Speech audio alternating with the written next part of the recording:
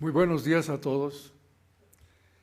Y en primer lugar, quiero expresar mi gran satisfacción y gusto de haber sido invitado para contribuir a este homenaje a mi querido amigo Octavio Rivero. Yo he escogido hablar del impacto de la patología en la medicina y conviene que para empezar hagamos dos precisiones de tipo semántico. La medicina se ha ido transformando con el tiempo, no solo en su estructura conceptual, sino también en su metodología. Si, por ejemplo, comparamos la práctica médica de Galeno con la de algún clínico distinguido de nuestro tiempo, como por ejemplo Octavio Rivero, podemos apreciar la magnitud del cambio. Algo semejante sucede con la patología. La postura de Morgagni, que Virchow definió como el concepto anatómico, y también la del mismo Virchow, eran muy distintas entre sí y muy diferentes de las de, digamos, el maestro Costero o el doctor Ackermann. Vistas con el retroscopio, las dos actividades están muy lejos de poder caracterizarse en sus distintas épocas con definiciones sencillas o describirse con pocas palabras. No importa.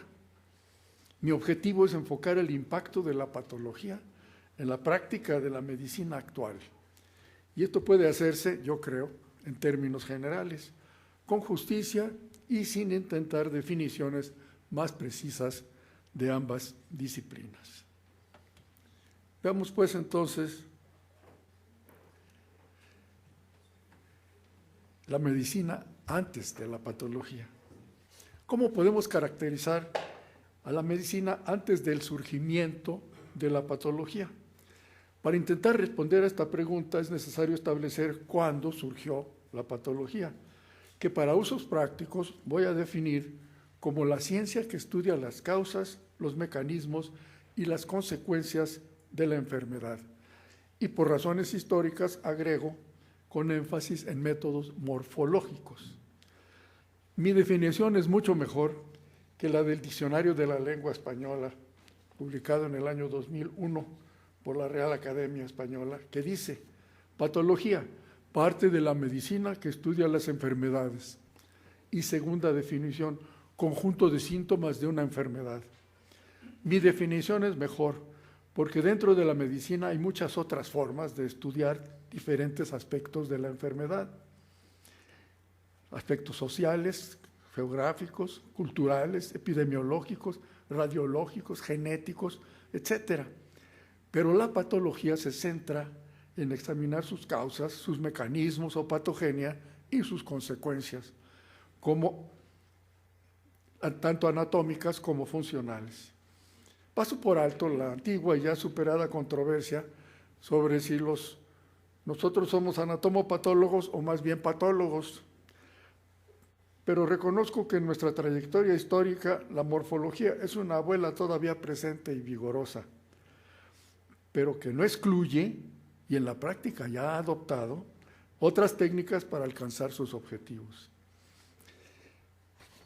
Precedido en el año de 1990 por el importante libro de Nancy Siraci sobre la medicina medieval y primitiva, 13 años después, en el año 2003, se publicó el libro de Roger French, el famoso historiador.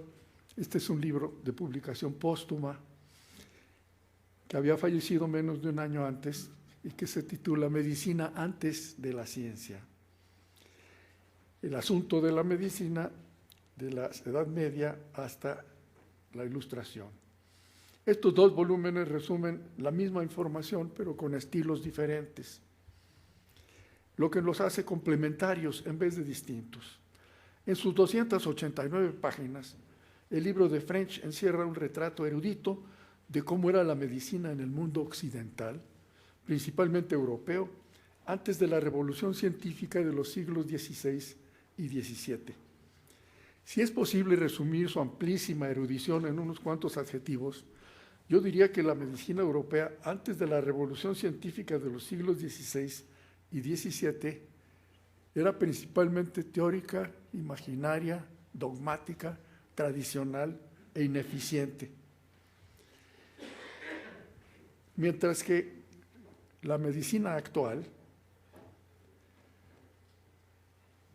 o como se estila, en los mismos términos, resulta ser práctica, objetiva, científica, o como ahora se estila decir, basada en la evidencia, moderna y eficiente. Sabemos muy bien que esta transformación fue lenta, que todavía no está completa, y que sus mejores avances han ocurrido recientemente, muchos de ellos en la segunda mitad del siglo XX, por lo que en 1983 Lewis Thomas la caracterizó como la ciencia más joven. Los episodios históricos que se usan para separar al mundo antiguo del moderno se conocen con distintos nombres, como Renacimiento, Reforma, Ilustración, Revolución Francesa, Revolución Científica, etc. George Sarton escogió para el Renacimiento el periodo comprendido entre los años 1450 a 1600, señalando que su decisión era arbitraria y que podían aceptarse otros límites más naturales, como 1492, el año del llamado descubrimiento del Nuevo Mundo, o 1543, el año de la publicación de los libros de Vesalio y de Copérnico, para marcar el principio del Renacimiento, mientras que 1616, el año de la muerte de Cervantes y de Shakespeare, o 1632, la publicación del libro Diálogo de ambos mundos de Galileo, servirían igualmente bien para señalar su fin. A los distintos factores mencionados, como aparentes o agentes causales o facilitadores del Renacimiento, Burckhardt agregó otro de particular interés, el hecho de que todos ocurrieron en un lapso tan breve, históricamente casi momentáneo. En efecto, Paracelso murió 2 años antes de la publicación de los libros de Copérnico y Vesalio. Leonardo era amigo de Maquiavelo, contemporáneo de Miguel Ángel, de Rafael, de Durero, de Cristóbal Colón, de Antonio Beniviene, de Savonarola y de Martín Lutero. Galileo nació el día en que murió Miguel Ángel y fue contemporáneo de Descartes, de Bacon, de Harvey y de Kepler, y también de Isaac Newton.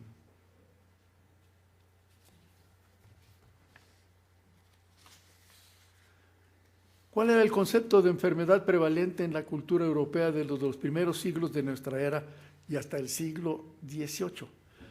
La respuesta a esta pregunta, si aspira a reflejar los aspectos sobresalientes de una idea que cambió mucho a lo largo del tiempo, es que inicialmente partió de bases sobrenaturales, imaginarias y dogmáticas, se reiteró en los mismos términos durante los primeros 16 siglos de nuestra era y finalmente aterrizó en un mundo real y objetivo que le permite usar su inteligencia y su experiencia para hacer y justificar sus decisiones racionalmente.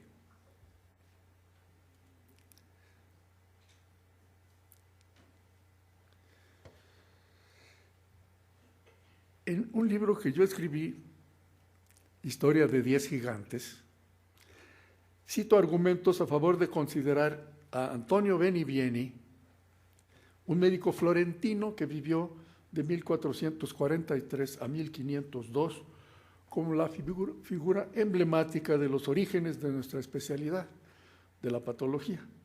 Benivieni no fue el primero en abrir el cadáver de un paciente en busca de la enfermedad, pero en cambio, su libro De Abditis Nonnulis Admirandis Morborum Sanationem Causis, de las causas ocultas y admirables de las enfermedades y su curación, sí parece ser el primero en el que el procedimiento se usa en forma sistemática con ese propósito. El volumen contiene un poco más de 110 casos, de los que en 15 se incluye la descripción de la autopsia. Desde luego, estos no son los únicos casos en que se hace referencia a las lesiones observadas y su posible relación con los síntomas clínicos. Hay muchos otros casos de lo que hoy conocemos como patología quirúrgica. Lo que llama la atención del libro de Abditis es la naturalidad con que Benivieni se refiere a la apertura de varios de sus pacientes fallecidos en busca de la naturaleza de su enfermedad y la causa de su muerte. Esto revela que desde mediados del siglo XV, la práctica de las autopsias en los pacientes privados no era algo excepcional, por lo menos en centros culturales como Florencia. A la luz del desarrollo ulterior de la medicina, por un lado, y de la especialidad conocida como patología, por el otro, Benivieni se ha transformado en algo que le hubiera sido completamente ininteligible, un verdadero precursor de los protopatólogos. Naturalmente, el conocido padre de la patología es Giovanni Battista Morgagni, quien nació más de 200 años después de Benivieni, en 1682, en Forli, un pequeño pueblo cercano a Bolonia. Estudió medicina y filosofía en esa universidad y se graduó a los 19 años de edad.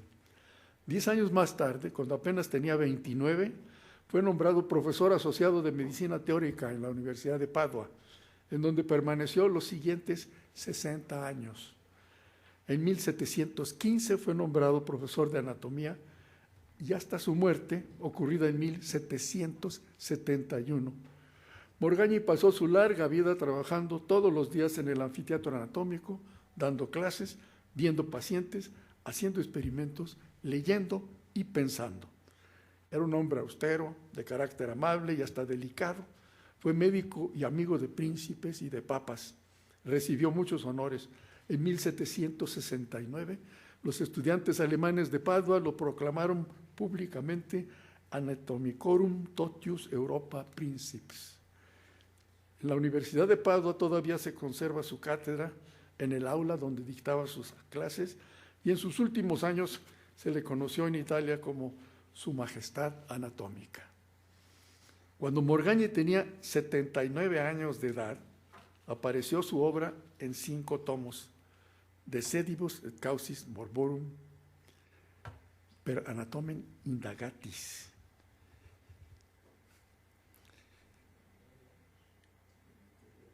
Formado por 70 cartas que a lo largo de los años le escribió a un amigo, describiendo las historias clínicas y los protocolos de las autopsias de más de 700 casos, la mayoría vistos por él, pero incluyendo otros estudiados por su maestro Valsalva. En esta obra, todos los datos, incluyendo las más insignificantes de la historia clínica y sobre todo de las autopsias, están incluidos y descritos con una minuciosidad sin precedente, lo que en otros autores como Benivieni o Bonetto era apenas una línea, en Morgagni llena páginas enteras. De sedibus no es un libro de patología, ni antiguo ni mucho menos moderno, no tiene ilustraciones. Es un tratado de medicina dedicado a la correlación de los síntomas clínicos con las alteraciones anatómicas. Su postulado central está claramente indicado en el título De sedibus, o sea, de los sitios en donde se encuentra la enfermedad, et causis, y de sus causas, per anatomen indagatis, establecidos por investigación anatómica. Este es un momento crucial en la evolución del concepto de enfermedad, que hasta entonces seguía siendo un trastorno en los humores del cuerpo, de acuerdo con Galeno y Avicena. El libro de Morgagni no contiene referencia alguna a esa ni a ninguna otra teoría de la enfermedad. De hecho, la única mención de Galeno es cuando Morgagni se pregunta si el médico romano escribió el tratado de Teriaca. Incidentalmente, sí lo escribió. Morgagni señala que su obra pretende completar y corregir otra, el libro llamado El Sepulcretum, que hasta entonces era el más importante de anatomía patológica. Este fue publicado en 1679 por Teófilo Bonetto, quien aparece aquí recibiendo a un amigo que lo visita. Él era médico suizo, que también había estudiado en Bolonia, y el Sepulcretum es una recopilación de casi 3,000 casos clínicos con sus respectivas autopsias, obtenidos de casi 469 autores de todos los tiempos, pero especialmente de los siglos XVI y XVII. La obra ocupa 3 enormes tomos, tiene 1.706 páginas. Previendo los problemas para consultarlo sobre puntos específicos, Bonetto preparó varios índices cruzados que aparecieron en la primera edición, pero desaparecieron de la segunda, que apareció 11 años después de su muerte. Se quitaron los índices dizque porque no estaban bien hechos. Morgagni se adelantó a este problema y preparó 4 índices que facilitan la consulta de Sedibus. El primero tiene el contenido de cada uno de los 5 libros. El segundo clasifica las enfermedades por síntomas, diferentes edades y profesiones. El tercero enlista las diferentes alteraciones anatómicas en distintos órganos. Y el cuarto selecciona los nombres y pasajes más sobresalientes. De Sedibus se puede leer de corrido, desde la primera hasta la última página, sin necesidad de los índices, pero en cambio es casi imposible consultarlo sobre un punto específico sin ellos. Entre las correlaciones anatómicas de sus predecesores y las de Morgagni, las diferencias son más de clase que de grado. No solo son mejores y más precisas, sino que son distintas. Representan un salto cuántico en el pensamiento médico a través de la historia. La medicina ya nunca volvería a ser la misma a partir de 1761. En el 11º Congreso Médico Internacional, celebrado en Roma en 1894, Rudolf Virchow pronunció un discurso titulado Morgagni y el concepto anatómico. Y en él dijo, en parte, lo siguiente. Morgagni, quien investigó las enfermedades como un anatomista, no consideró a la naturaleza de la enfermedad como el problema principal de su investigación. El título de su gran obra se inicia con las palabras de Sedibus. Acostumbro impresionar a mis alumnos sobre esta cuestión con la pregunta ¿Ubi est morbus? ¿Dónde está la enfermedad? De esta manera se indican tanto el camino científico de la investigación como el postulado de un proceso local. Esto es lo que yo llamo el concepto anatómico en medicina. Mantengo que ningún médico puede razonar metódicamente sobre un proceso patológico al que no pueda adjudicar una localización en el cuerpo. Pero en ese mismo discurso, Virchow también dijo lo siguiente. El concepto anatómico desborda los límites de la anatomía patológica. No se limita a los cambios visibles que el bisturí de los anatomistas proporcionan como elemento de raciocinio. Por el contrario, se relacionan con las funciones vitales e incluye gran parte de lo que la presente división del trabajo asigna a los clínicos. Aquí Virchow estaba defendiendo una de sus grandes contribuciones al estudio de la enfermedad, el uso sistemático del microscopio en la exploración de las alteraciones de los tejidos y de las células en los distintos procesos patológicos. Pero además, y en aparente oposición a la tendencia de su tiempo, Virchow pretendía que los estudiosos de la patología ya no reconocieran fronteras conceptuales o técnicas en sus esfuerzos por comprender a la enfermedad. La naturaleza verdaderamente revolucionaria del concepto anatómico de la medicina de Morgagni, según Virchow, no era técnica, era filosófica. No solo superaba a sus anatomistas precursores y sucesores, se adelantaba a su tiempo y marcaba los lineamientos del desarrollo de la patología, tanto en la época de Virchow, o sea, 100 años después de su muerte, como de épocas subsiguientes, incluyendo la actual. Todavía me voy a referir a 2 párrafos más de Virchow, porque son relevantes para nuestro tema, que es, no lo olvidemos, el impacto de la patología en la medicina actual. En la famosa conferencia ya mencionada, Virchow también dijo lo siguiente: el concepto anatómico desborda los límites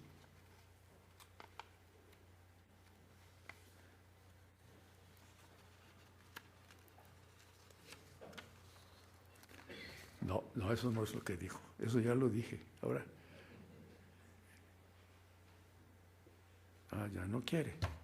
Entonces aquí. ese. Dijo, si el viejo Morgaña estuviera entre nosotros, se horrorizaría de un procedimiento que es enemigo de la tradición antigua, al grado que la medicina actual ya no tiene ninguna semejanza con la galénica. Sin embargo, es posible que Morgaña nos perdonara si le demostramos que hemos llegado hasta aquí siguiendo sus ideas, que por primera vez surgieron de sus trabajos con plena fuerza, las ideas del sedes morborum, o como yo lo he llamado, el concepto anatómico.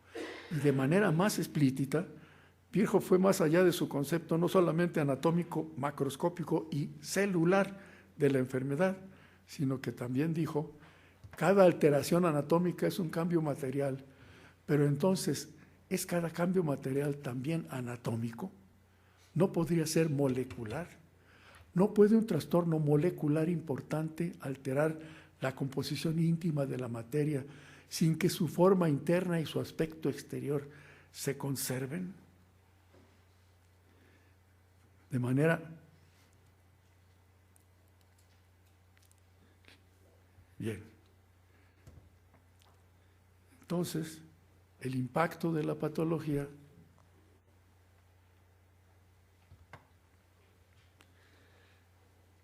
en la medicina de los siglos XIX y XX podemos resumirla señalando que nuestra especialidad fue una de las principales factores en la transformación de la medicina, de una actividad empírica apoyada en tradiciones religiosas y creencias antiguas y muy poco benéfica para los pacientes, en una disciplina objetiva, racional y científica que cada vez hizo menos daño y más bien a los enfermos.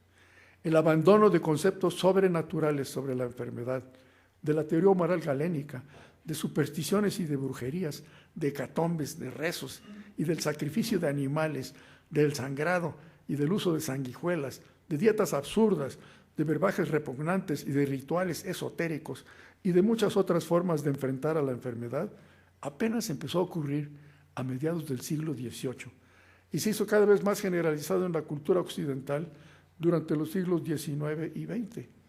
Desde luego que muchas de estas ideas y prácticas persisten todavía hoy y lo van a seguir haciendo por mucho tiempo porque son parte de culturas ancestrales cuya persistencia obedece a factores ajenos casi por completo a su eficiencia como remedios para la enfermedad.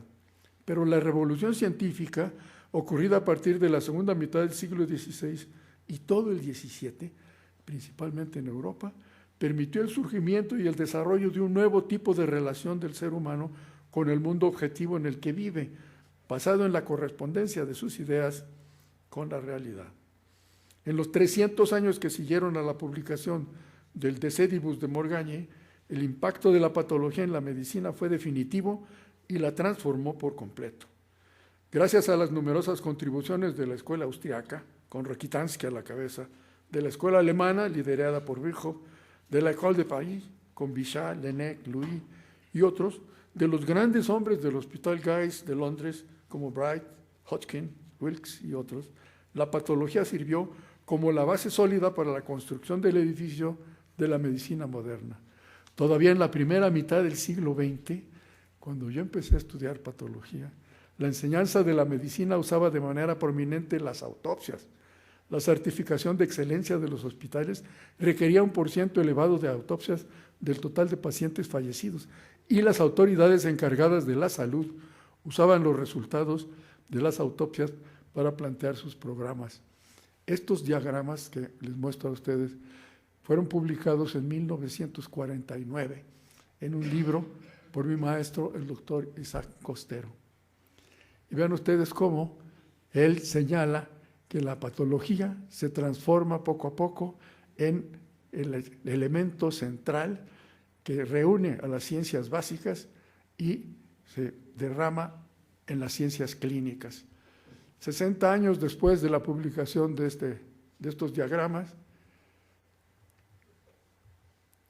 en este libro, publicado por Maino y Lloris en el año 2005, aparece este esquema, que es prácticamente idéntico al que publicó mi maestro, el doctor Isaac Costero, para señalar el papel fundamental de la patología que reúne a las disciplinas que aparecen como raíz de este árbol, que son las ciencias básicas en la patología general, después en la patología sistémica, que lleva al árbol de la medicina.